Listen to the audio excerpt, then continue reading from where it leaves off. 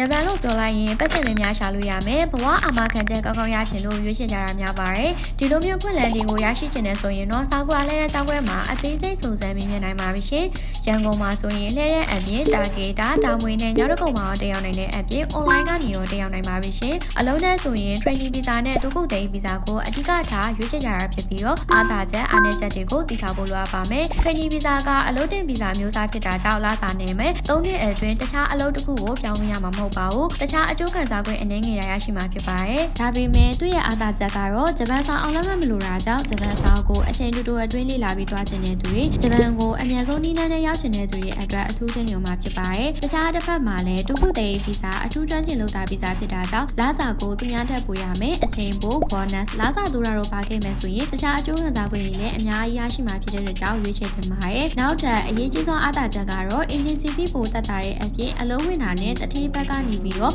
ရန်10,000ပေးတာတို့အဆောင်ကအခါမဲ့ပေးတာတို့ဂျပန်သွားမယ့်နေရင်ကကိုတတိဘက်ကစိုက်ထုတ်ပေးတာတို့ရရှိနိုင်မှာဖြစ်ပါတယ်ဒါပေမဲ့သူ့မှာလည်းအားနည်းချက်ရှိပါတယ်အနည်းဆုံး N4 အောင်လက်မှတ်နဲ့တက်ဆိုင်ရာကျွမ်းကျင်အောင်လက်မှတ်တွေလိုအပ်တဲ့အပြင်အင်တာဗျူးတွေမှာလည်းဂျပန်စာစကားပြောဆွေးရည်ရှိထားဖို့လိုအပ်ပါမယ်ဂျပန်စာကိုတေချာလေးလေးလာထားသူဒုက္ခသိမ်းပြီးရင်ဝါဗီဇာအတီးပြောင်းပြီးတော့ဂျပန်မှာအမြဲနေထိုင်ခွင့်ရရှိခြင်းတဲ့အထိဘဝရည်မှန်းချက်ရှိဖို့လိုအပ်ပါတယ်ဒါကြောင့်လှည့်ရစီယာတီးထဲမှာဖွင့်လှစ်ထားတဲ့ဆာကူရာကျောင်းခွဲမှာတက်ရောက်ပြီးတင်းရဲ့ဂျပန်အိမ်မက်ကိုတကယ်လက်တွေ့အကောင့်ထဲပေါ်လိုက်ပါရှင်ဒီဗီဒီယိုကိုအဆုံးထိကြည့်ရှုပြီးတဲ့အတွက်အထူးပဲကျေးဇူးတင်ပါတယ်ရှင်